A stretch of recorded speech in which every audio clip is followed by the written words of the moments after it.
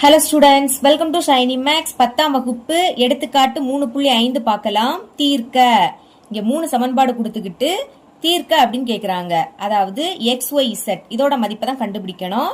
First இந்த 3 சமன்பாடையும் இங்க எடுத்து எழுதிக்கிட்டேன். ஃபர்ஸ்ட் உள்ளத சமன்பாடு 1 எடுத்துக்கலாம். ரெண்டாவது இருக்கக்கூடியது சமன்பாடு 2, கடைசி இருக்கக்கூடியது சமன்பாடு 3. இப்ப இதுல ஏதாவது ஒண்ணு கேன்சல் பண்ணணும். பாருங்க, minus Z plus Z cancel பண்ணிடலாம். ஓகே, அப்போ இந்த 2 சமன்பாடை எடுத்து எழுதிக்கிறேன். பாருங்க, முதல் சமன்பாடு 1 இது அப்படியே எடுத்து எழுதிருங்க. x கூட்டல் 2y minus z is equal to 5.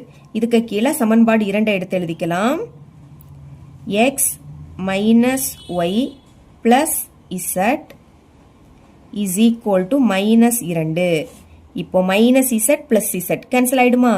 இனி இது ரெண்டுமே பிளஸ், அப்ப கூட்டணும். எக்ஸ் 2 வாட்டி இருக்கு, கூட்டினா 2x கிடைக்கும். இங்க ஒரு மைனஸ், அப்ப கழிச்சு பெரிய எண்ணோட குறியீட போடணும். 2y இருந்து 1y கழிச்சா 1y. ஒய்க்கு முன்னாடி எதுவும் இல்லாட்டா 1 இருக்குன்னு அர்த்தம். சரிங்களா? அதனால ஒய்க்கு முன்னாடி 1 போடாண்டாம். இப்ப பெரிய எண் 2 தானே, அதோட குறியீடு என்னது? பிளஸ். சமம். இங்க மைனஸ், கழிங்க. 5 இருந்து 2 கழிச்சா 3.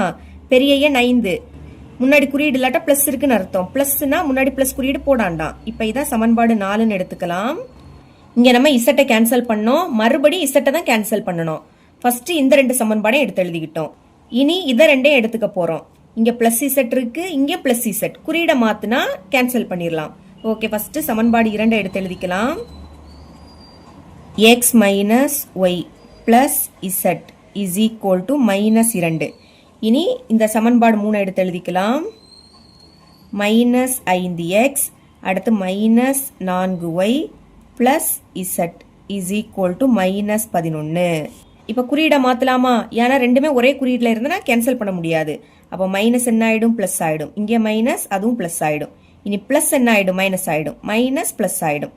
இப்போ plus Z minus Z cancel ஆயிடுமா? அடுத்து இது ரெண்டுமே பிளஸ்.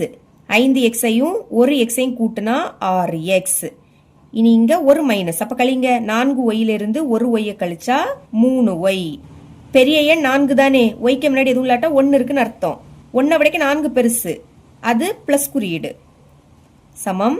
இங்க ஒரு மைனஸ், 11 இருந்து 2 கழிச்சா 9. பெரிய எண் 11, அதோட குறியீடு பிளஸ். பிளஸ்னா பிளஸ் குறியீடு போடாண்டாம். இப்ப இதான் சமன்பாடு 5ன்னு எடுத்துக்கலாம். இங்க எக்ஸும் ஒய்யும் இருக்கு, இங்கேயும் எக்ஸும் ஒய்யும் இருக்கு. இப்ப இதுல ஏதாவது ஒண்ண கேன்சல் பண்ணணும். ஒய்ய கேன்சல் பண்ணலாம். ஒய்க்கு முன்னாடி 3 இருக்கா, அங்க ஒய் மட்டும் இருக்கு. அப்போ நான் 3ஆல பெருக்கிட்டா இது 3y மாறுமா? அடுத்து குறியீட மாத்தி கேன்சல் பண்ணலாம். இப்ப என்ன பண்ணணும்? சமன்பாடு 4 3ஆல பெருக்க போறோம். அப்பதான் இது 3y மாறும்.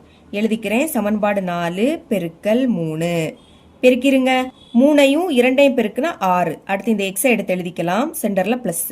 இனி ஒய் இருக்கு, ஒய்யையும் 3ஐயும் பெருக்குனா 3y சமம். இங்க 3 இருக்கு, அப்ப இந்த 3ஐயும் இந்த 3ஐயும் பெருக்குனா 9. குறியீட மாத்துங்க. முன்னாடி குறியீடு இல்லாட்டா பிளஸ் இருக்குன்னு அர்த்தம். பிளஸ் மைனஸ் ஆயிடும், பிளஸ் மைனஸ் ஆயிடும். இதுவும் பிளஸ், அதுவும் மைனஸ் ஆயிடும். Plus 6x minus 6x cancel. Plus 3y minus 3y cancel. அப்ப இங்க எதுவுமே இருக்காதா? எதுவுமே இல்லாட்டா 0ன்னு எழுதிக்கணும். இங்க அதே மாதிரி பிளஸ் 9 மைனஸ் 9 கேன்சல். இங்க எதுவுமே இருக்காது, அப்ப 0. இந்த மாதிரி 2 சைடுமே 0 வந்துடுச்சுன்னா இதுக்கு எண்ணற்ற தீர்வு உண்டு. ஞாபகம் வச்சுக்கோங்க, 2 சைடும் 0 வந்துன்னா எண்ணற்ற தீர்வுகள் உண்டு. எழுதிக்கலாம். therefore கொடுக்கப்பட்ட சமன்பாட்டு தொகுப்பிற்கு எண்ணற்ற தீர்வுகள் உண்டு. இப்படி எழுதிக்கணும். இவ்வளவுதான் இந்த சம்.